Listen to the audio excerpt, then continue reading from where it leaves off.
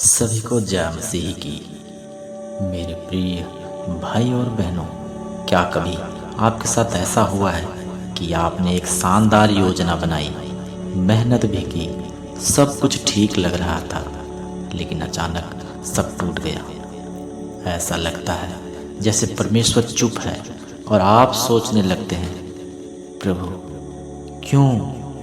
प्रभु तू मुझे क्यों नहीं सुनता? मेरे जीवन की दिशा कहाँ है?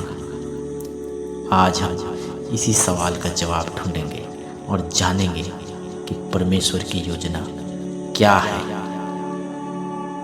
अगर यह वीडियो आप तक पहुंचा है तो यह कोई संयोग नहीं है, बल्कि यह भी परमेश्वर की ही योजना है जो आपको यहाँ तक लेकर आई है। जिन भाई बहनों ने हमारे इस चैनल को अभी तक सब्सक्राइब नहीं किया है तो वह तुरंत सब्सक्राइब बटन दबा लें, नोटिफिकेशन बेल को ऑन कर लें और परमेश्वर से आशीष पाएं। और अगर कभी परमेश्वर ने आपके जीवन में चमत्कार किया हो तो कमेंट बॉक्स में आमीन ज़रूर लिखें और अपनी गवाही दें। हम सब अपने जीवन में छोटी छोटी योजनाएं बनाते हैं। कोई अच्छी नौकरी चाहता है, कोई परिवार में शांति चाहता है, कोई व्यापार में तरक्की और कोई अपने बच्चों का उज्जवल भविष्य। लेकिन जिंदगी हमेशा हमारी सोच के अनुसार नहीं चलती। जब हमारी योजनाएं विफल हो जाती है तब हम टूट जाते हैं।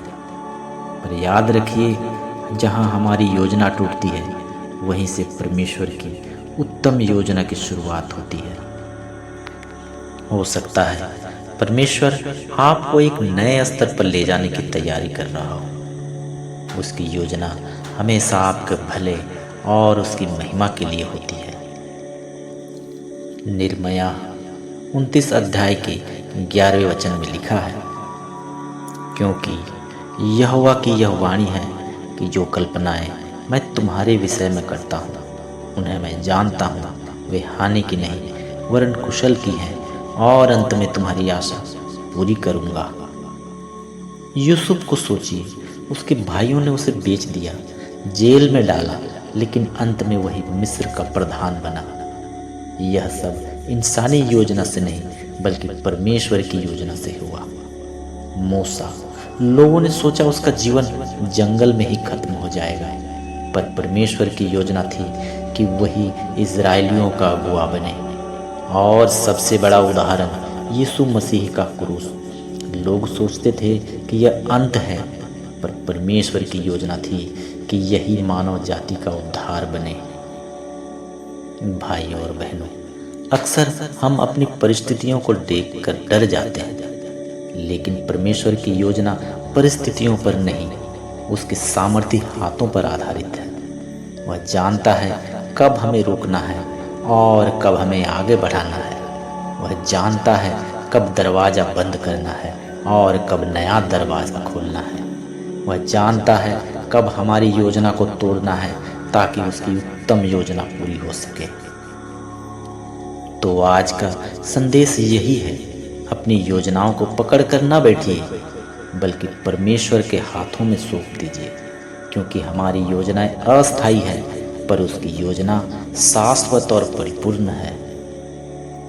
तो आइए हम सब मिलकर प्रार्थना करें। हे स्वर्गीय पिता, धन्यवाद कि तू हमारे जीवन को जानता है और हमारे लिए अद्भुत योजनाएं रखता है। प्रभु, जब हमारी योजनाएं टूटती हैं, हमें टूटने न देना, बल्कि यह समझने देना कि तेरी योजना सबसे अच्छी है। हमारे परिवार, बच्चों, भविष्य और कामकाज को तेरे हाथों में सौंपते हैं। हर असफलता को सफलता में बदल, हर आंसू को खुशी में बदल और हर कठिनाई को गवाही में बदल। तेरी उत्तम योजना हमारे जीवन में पूरी हो और तेरे नाम की महिमा प्रकट हो। प्रभु यीशु मसीह के सामर्थी नाम में होकर मांगते हैं, आमीन। प्रिय भाई और बहनों, याद रखिए, हमारी योजनाएं टूट सकती हैं, लेकिन परमेश्वर की योजना कभी नहीं टूटती। परमेश्वर की योजना हमेशा हमारी भलाई के लिए होती है।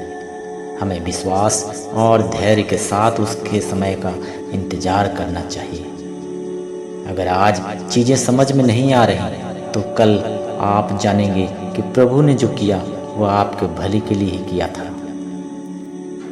यदि यह संदेश आपको छू गया हो, आपके जीवन को छू गया हो, तो इसे दूसरों के साथ जरूर साझा करें और आशीषित प्रार्थनाओं के लिए हमारे चैनल मसीह की महिमा को सब्सक्राइब करना न भूलें। जय मसीह की।